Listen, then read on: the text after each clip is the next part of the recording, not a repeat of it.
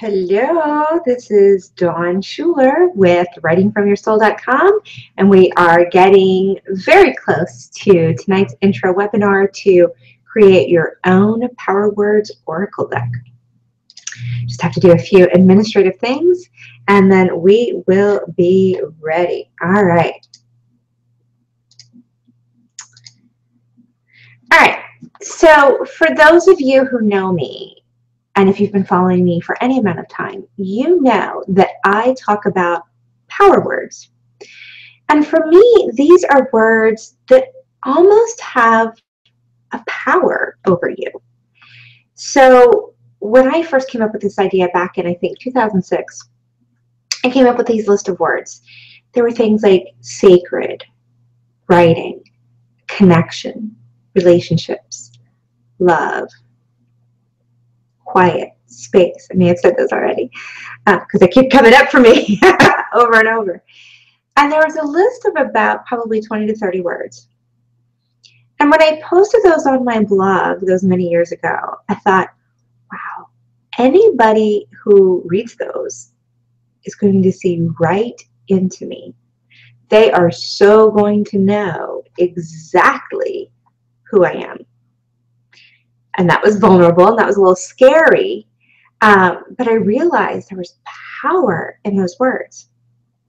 Now, of course, as a writer all my life, I've not quite believed in the whole sticks and stones may break my bones, but words will never hurt me.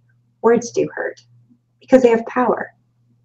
Words also have the power to heal and motivate and inspire. Think of Winston Churchill, Martin Luther King Jr., many amazing words we still use to this day. Keep calm and carry on, and all the derivations that we see all over social media. Words have power. So the first thing that I do in this Power Words Oracle Deck workshop, and this is just an intro because we don't have 4 hours to spend and you're not here, and I don't have all my supplies to help you make your own deck of Oracle cards. So this is an intro to help you do this on your own time. The first step is to figure out what your power words are. What are those words that are deeply important to you, that resonate, that have an energy about them? Write those words and just write as many. It doesn't matter how many. There's no goal number that you're trying to reach. These are the words that are your power words. Now, if you're at all stuck, think about a values list of words.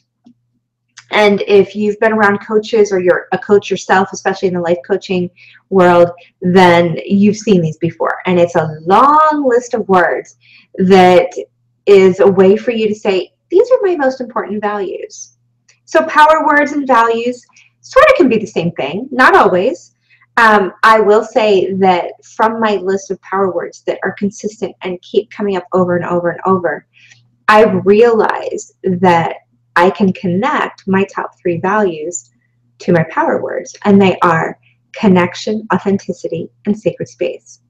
So in that case, there are values and power words, but not all my power words are also values, and not all my values are necessarily on my power words list. I'm simply stating this to you as it might be a good place for you to start if you're having trouble coming up with your own list of power words. So you have your list. Woohoo! Yay! Awesome. That list of power words can be used in a variety of ways, and that's a whole nother webinar, a whole nother workshop that we won't get into. Although we'll probably bring in a few elements when we talk about creating your own Oracle card deck. So if you're not sure what an Oracle card deck is, and I'm going to pull out here on my desk, in my drawer, I have several. This is my very favorite. It's from Colette Baron Reid, called Wisdom of the Hidden Realms. I have one of these on my desk at any time, and every so often I pick a card. And they are beautiful. Just, I mean, these illustrations are amazing. You can see that there are different titles. You know, this one's the High Lord of Gratitude and Service. I have to say, I've never pulled that card. Sisters of the Seasons. I don't think I've ever pulled that one either. The Dream Walker. The Arrow Master. And there are 52 cards, let's say. And then what comes with it is a guidebook that as you pull a card, then you find the card in here and you read what she has to say about it and you apply your own meaning. So I am a big fan because I do believe in the power of words. I also believe in the power of our wise self and the intuition that we may or may not be in touch with. But sometimes oracle decks like these can help bring out that intuition and let us know what our wise self really knows, and that our being here on this particular plane on Earth can be fraught with anxiety and fear and all sorts of things that our higher self knows isn't quite the truth. So I really wanted to connect the idea of I have my power words, and what I know the impact has been for me with these oracle decks. So I decided to create my own oracle deck, knowing that this was going to be a prelude to a workshop, because I just felt so impassioned about the idea of sharing. Yes, we can all go buy. I had something like 14 or 15 different decks, and we can go buy these, and they're amazing, especially if the artwork really speaks to us. Awesome. But imagine the power of your own words that are your soul talking to you. What's the value of that? So if you can create your own oracle deck, just amazing. So when I did this, I thought, all right, I want to create some oracle decks. And I knew that as much of a maximizer and a perfectionist that I am, I'd probably have to limit my words. So I did my current list of power words, and that's another trick, I guess we could say, is your power words may shift. And some of them may stay all the time. That's how I knew that my top 3 values were connection, authenticity, and sacred space, because they kept showing up. They kept showing up on the power words list I would do every now and then. They'd show up in my journal. They would show up as concepts that I really wanted to get out into the world. So those 3 words, or sacred space is as a phrase, showed up all the time. So anyway, I went through my current list of power words, and I tried to narrow it down to 10. And I created a deck of 10 cards, right? That was my idea. And so I wanted to create different decks to show that these don't have to be artistic. I mean, I would love to be the artist who did Colette Baron-Reid's decks. I've actually contacted her to do some of my my own card deck ideas. Haven't heard back from her yet, but hey, Gianna Gabellini, if you're out there and you see this, talk to me. I really want you to design my decks. Anyway, you don't have to be a fabulous, fantastic artist in order to create your own power words deck. The first deck I created was really simple. It was just taking watercolors and just doing kind of some diagonal different colors. And they were all different. I think I did 3 or 4 at a time, because that was what I could put on my table and they needed to dry. So I did 3 or 4 at a time. And then on the other side, at some other time, I just did a simple border of blue. I think they're all bordered in the same blue. And then you can see that after I did my words, I did different stars. It doesn't take any creativity to just go, an asterisk. How hard is that? So they're pretty. Like that's this pretty purple that hopefully shows up on the camera. That's another one. Not hard. Still pretty. Another one I did is I had found some great paper at probably Michael's or Joann's. And so what I did is I cut it out to the side. So these are all index cards, by the way. I think they're 4x6 index cards. I have packs and packs and packs of index cards. And for my scrapbooking days, I have a corner rounder because I love the way that looks. It looks more professional, more formal, more like something you would actually get from a card deck. You don't have to do that, especially if you really like sharp corners, but I did that. So I cut out this paper and glued it to an index card. What I like about that is it's really nice and thick. That is pretty cool. And then on the other side, I just I did a I think I did it with just painting and sponging it. So just put on some paint and then took a paper towel or something and sponged it off. And you can see I drew little swirls in the corner. Nothing elaborate at all. Another one I did was with a template, and I did some spray inks. I do have a lot of art supplies, and I'm working on that. I'm working at feeding my addiction to art supplies. But what I did is, so you spray the template, you spray around it. So of course, the white is what the template is covering up. Then on the other side, you can take, because where you spray the template is going to be wet. So on other cards, you wouldn't do it on the same one because then that would be wet. But say on another card, you take it and you just press it. And so then you have the reverse. There's an artistic word for that, and I can't think of it. It's like negative space. I think that's what it is, negative space. So it's just the opposite, but it's a way, one, to not waste paint, because I'm a maximizer again, and I want to be very efficient, and it gives me a different look. So I did that with several colors. I've got, of course, purple, I've got green, I've got teal, I've got kind of a pinkish red, whatever colors I happen to have in the spray inks. Easy. And what I would do is, it was a fun thing to just lay out some cards, spray the stencil, have some other cards waiting in the wings for me to press the wet stencil onto, and then I let it dry. So it's a couple minutes, it dries, I walk away, come back later when I can. The other one I did, I have this amazing sponging. So my color palette is purple, green, teal, but I am way drawn to copper.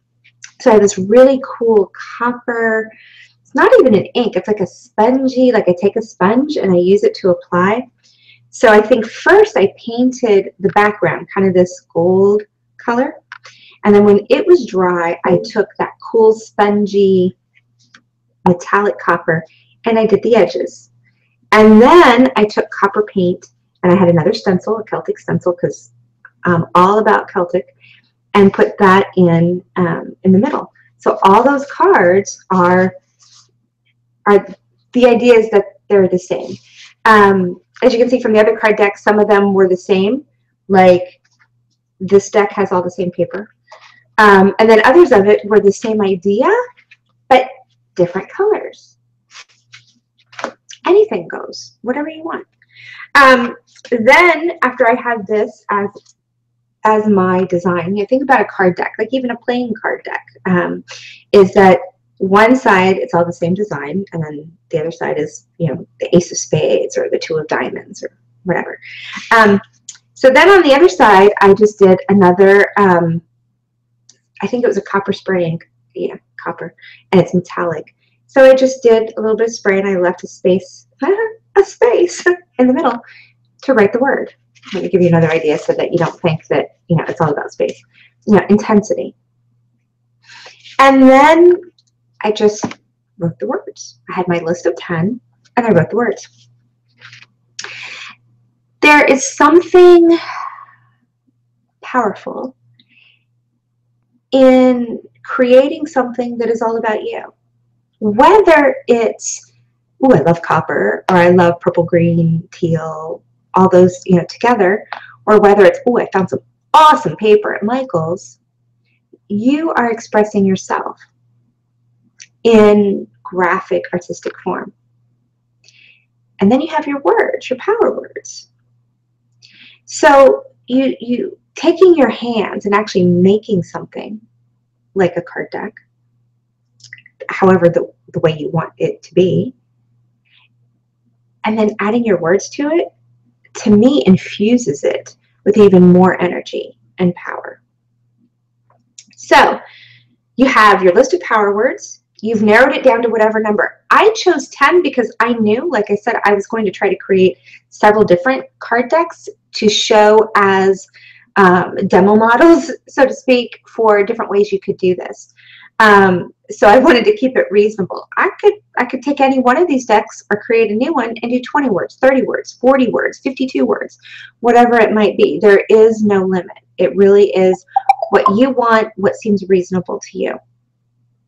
So those are the basics for making your own Oracle deck.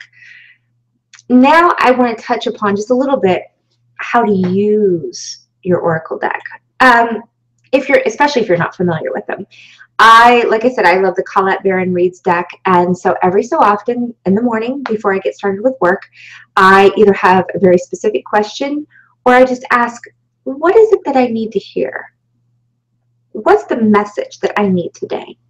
And I'll shuffle my deck, and I do it a certain way. I have kind of a ritual around it. And I pick a card, and I look up the meaning and decide, how does that apply to me today?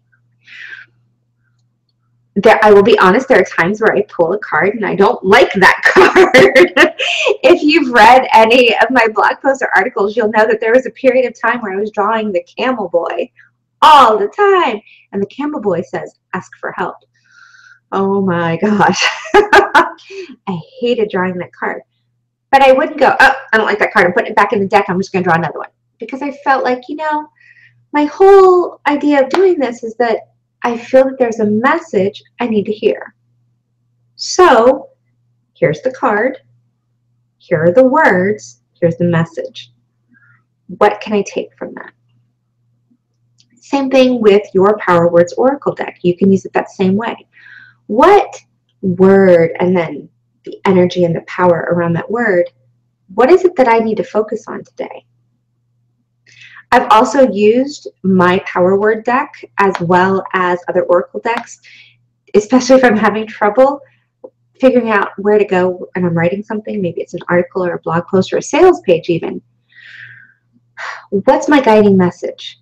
So I will use an Oracle deck, my Power Words, someone else's, to help guide me in what's that deeper message.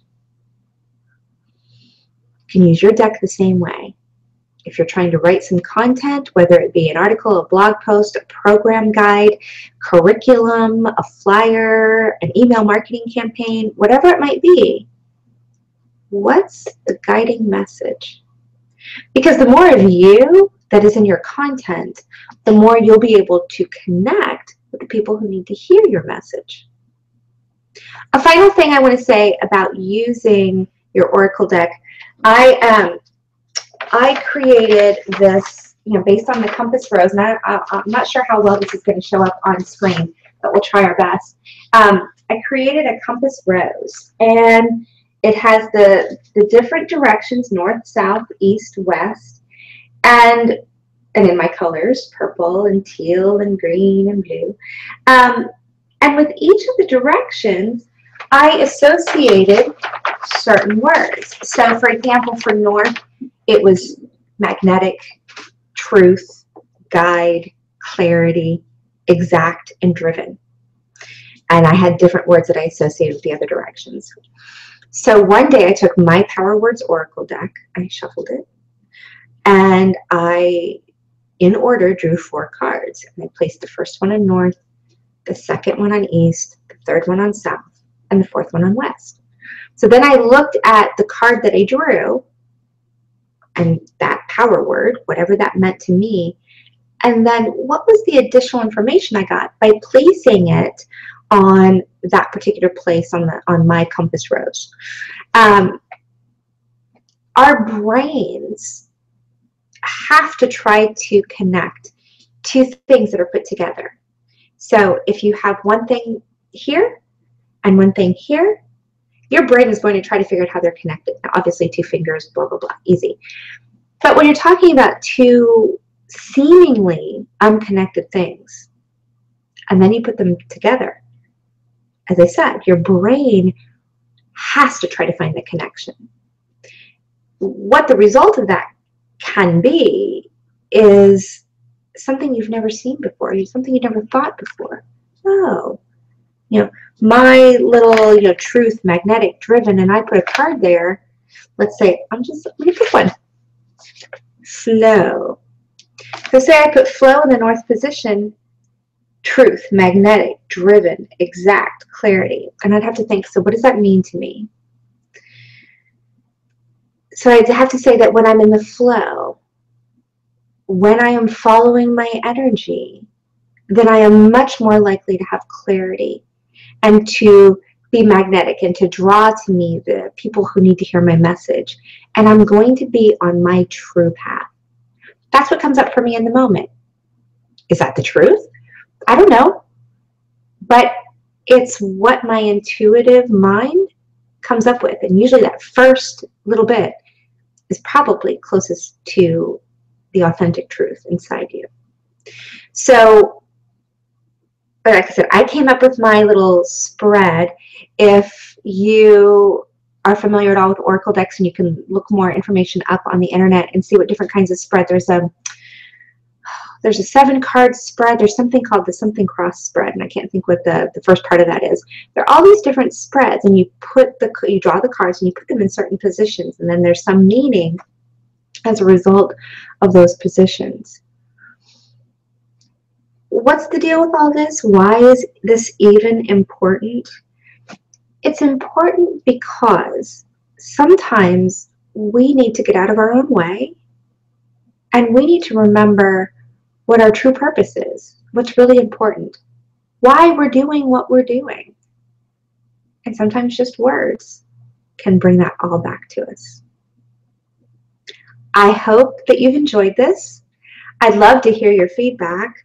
If you have your power words list, if you're going to create an Oracle deck, if you have created an Oracle deck, what you've been able to do with it, how it helps you. And I really hope mostly that you find your message, claim it proudly, and put it out into the world. Take care.